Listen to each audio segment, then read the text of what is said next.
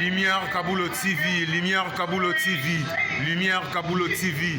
Réflexion avec R9, Fabrice R9, Fabrice. Mobali Madeo, Balingaka, moi c'est l'Olenga Ninyango, Nengo Salanga Yeleki Makasi, Kaboulo TV, yo, Lumière Kaboulo, réflexion. Réflexion, double CD Fantomas, Mayo. Il est là, il a toujours. Barbito s'abonne, chaîne les amoko. Ça c'est dit, Maboko, t'as un s'abonner. Bon, mon yango, YouTube, to Zawana, Moko Gaga, réflexion, trop bandé, réflexion, lumière Kamboul, Yangwana, Balai qui est ça la biso bien. Tous en ciment pour. Et ça la G. Bongo. Toujours. Réflexion, Lumière Kambolo TV. Chaîne les amoko, vous s'abonner, vous avez décidé Lumière Kambolo TV. Bonjour, Nabiso Banso. Les Alingan de Konabino, Nabengami na Kombo ya Kambulu. Na salaka na émission na chaîne télé Oye Bengami Réflexion. Chaque samedi na 19h30, vous pouvez biso kuna. Bonsoir, la balade nyonso ya groupe à réflexion.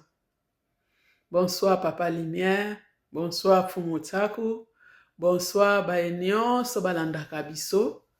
Napesi bino mbote, nga naza malamu, nayebi ete bino pe boza malamu.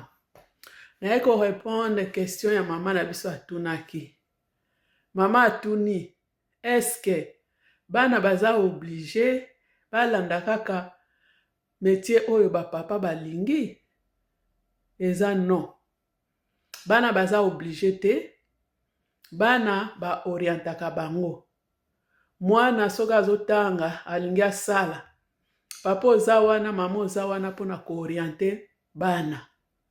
Mwana mosusu alobi te, nga na kosala na nga mécanique. Yo olobi na ye te, yo fokende kaka na éducation. Après, mwana ntango akende éducation, soki azwi ça va, tobeti maboko. Mais soki azwi te, ekomeli yo ngambo. Donc, nyonso koyoka kaka, kasi musalo, bapara na nga balingilaki nga musala oyo.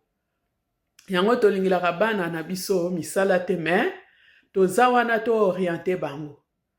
Tango mwana alobi na lingi musala oyo, ale yo sikoyo, ozopesa ye coup de pouce, po mwana kende liboso. Mais tokoye ko oblige bana te, basala kaka oyo biso bapara balobi. Okoya koloba na mwana ke mwana alobaka, mama ngaso na lie eloko na monaka libumu pasi. Yo lingaka mwana lie eloko wana. Non, ezalaka te. Donc mwana fasa la choix na ye. Donc yango oyo réflexion na nga na pokwa na lelo. Eza ngai wabino, mama bebe na Milouze.